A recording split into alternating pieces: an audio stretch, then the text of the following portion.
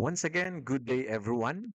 Welcome to Module 2. In this module, pag-uusapan natin ang isa sa pinaka-critical na bahagi ng inyong quantitative thesis. Ang crafting of the statement of a problem, ang paggawa ng survey questionnaire, o ang pag-utilize ng validated questionnaire, at ang pagsusulat ng instrument description. Now, bakit ba ito mahalaga? Kasi ang research is not just about collecting data. Hindi lang ito basta magpapasagot tayo ng survey tapos magko-compute ng statistics. Research begins with clarity. If your problem is unclear, your instruction, particularly your instrument, will also be unclear. And if your instrument is weak, our data will be unreliable. And if your data is unreliable, then your conclusion will suffer. It will be questionable. So tandaan ninyo ito. The statement of the problem defines what you want to measure. The survey questionnaire measures what you defined. And the instrument description justifies why your tool is valid and appropriate. These three are interconnected. Hindi sila pwedeng magkahiwalay. By the end of this module, ang goal natin ay ma-develop ninyo ang ability to clearly articulate measurable research problems and to design or select instruments that are methodologically defensible. Now, let us continue. In this module, we will first focus on understanding what makes a well-defined research problem. A research problem must be clear, concise, specific, and measurable. Hindi pwedeng broad ang tanong. For example, what are the challenges of students? It's too broad. But if you say, what is the level of academic self-efficacy of the grade 10 students in relation to their mathematics performance? Now that is measurable. You will learn how to align your problem statement with your variables. Remember, in a quantitative research, variables are measurable constructs. If your variable cannot be measured, hindi ito bagay sa quantitative design. Next, we move to survey questionnaire design. Hindi lahat ng tanong ay magandang tanong. A good questionnaire must be clear, free from bias, directly aligned with your variables, structured according to dimensions. Now let's continue. We will also discuss response formats like Likert scales, bucket 4-point, bucket 5-point, ano ang implication ng mga neutral options. These are methodological decisions. Importante rin ang pilot testing. Kahit validated instrument pa yan, sometimes cultural context matters. Reliability and validity are not assumptions. They must be demonstrated.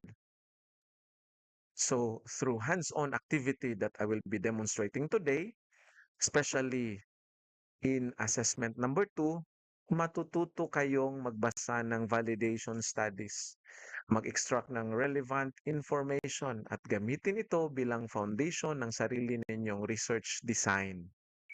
Now, we go to your first major task for quantitative thesis preparation. And ito ang tracing of instrument development and validation studies. Now, ano ba ang instrument development?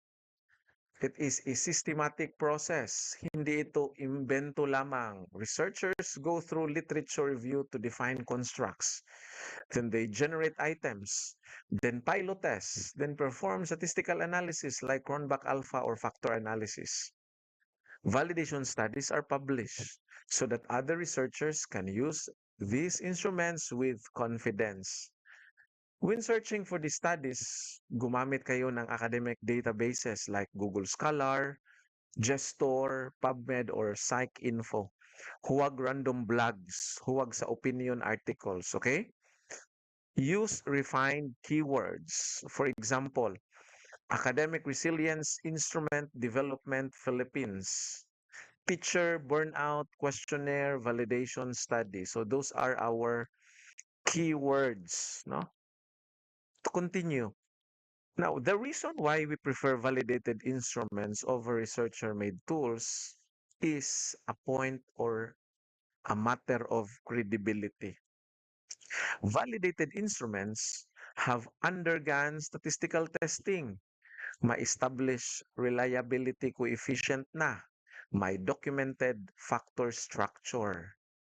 If gagawa kayo ng sariling instrument without proper validation, you risk measurement error. And measurement error affects everything. Correlation, regression, hypothesis testing.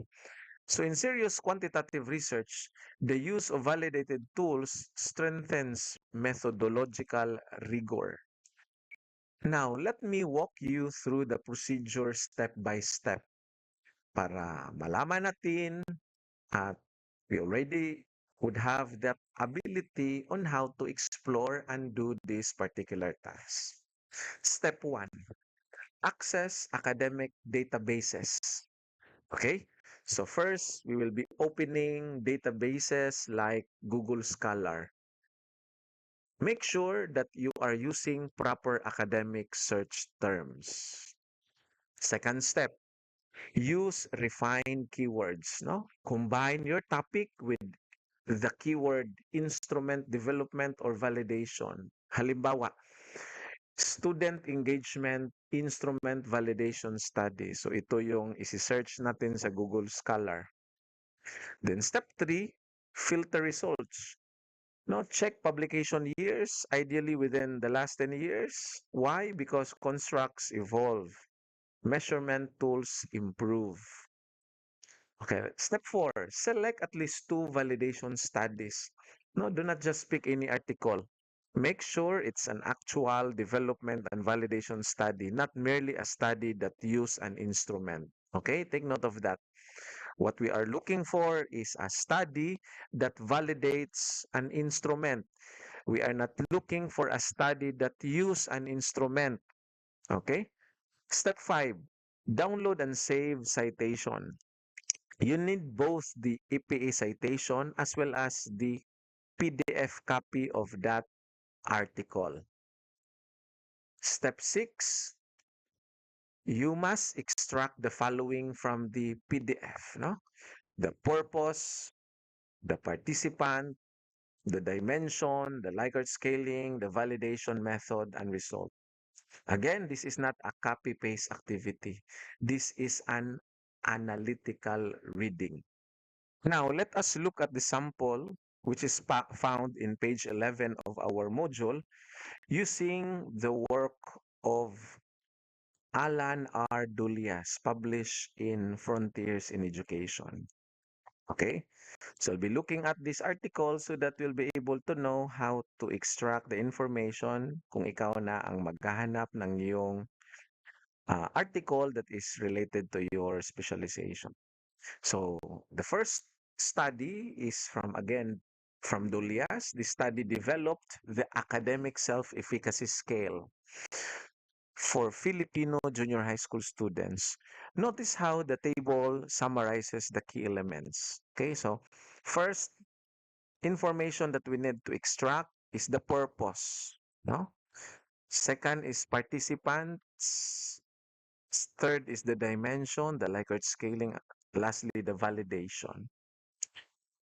Okay, so we have here the different information pertinent to each article. So we have from Dulias, once again, the purpose is to measure students' beliefs in their capability.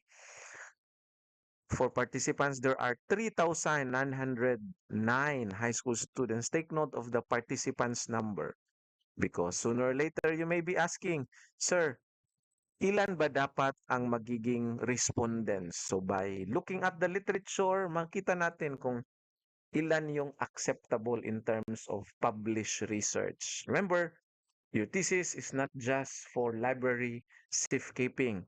This is for publication focus, okay? Now, we also have the dimensions, meaning to say the scale, the academic self-efficacy, according to Dulias, have constructs or dimensions. We have perceived control, competence, persistence, self-regulated learning. Then, as to the developed scale, it's a 4-point Likert scale, and its validation has 0.95 Kornbach alpha. So the second example is from Shulroff et al. In Journal of Psychoeducation Assessment, shows similar extraction. So the purpose of this table is to discipline your reading. Structured extraction prevents confusion. Now, in this particular slide, here's a demonstration on how to extract information from the research article, no? And I will demonstrate for this study, particularly that of Dolias. So once again, what is the first step? Find an article. So in Google Scholar, type the variable, no, that is related to your specialization. In this case, academic self-efficacy, no, provided that self-efficacy is related to my specialization in guidance and counseling. And take note, I provide here Filipino because I wanted to use this for Filipinos. Then click the article, download the PDF file. Then once done, you also extract the EPA citation. Where to find it? Look at the first page of the article. No? The title page contains the following. We have the author's name, year, title, journal name, volume, and issue, as well as its DOI. All these are needed for an APA format. By the way, when you say APA, it means American Psychological Association format in doing research, no? In citing articles. Now, let's continue.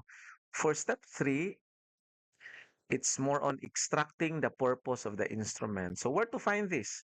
Usually in the introduction section, especially in the last paragraph before the method section. No? Look for phrases like the purpose of this study was to develop, or sometimes a research article would put it like this: the study aimed to construct, blah, blah, blah.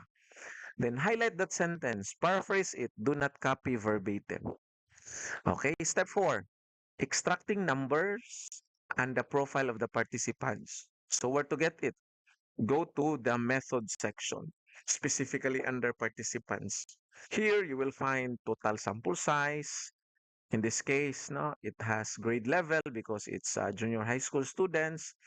You can also find here the location, the demographics, and this is where you get that number 3,909, no, in the participant section. Okay? And step 6, extract dimensions measured. Okay, so where do we find this? Sometimes it's found in the results section, no? Especially under factor analysis results. Look for heading like exploratory factor analysis or factor structure. No? There you will find the final dimension extracted statistically. Then list those dimensions exactly as reported. Then for step 6, go to the instrument or procedure subsection in the method section. Look for statements like responses were measured using a 4-point Likert scale ranging from, that tells you the scaling. Okay?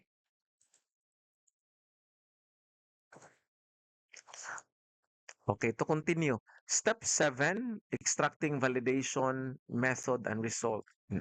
So go to the result section. Once again, look for Kornbach alpha, confirmatory factor analysis, model fit indexes.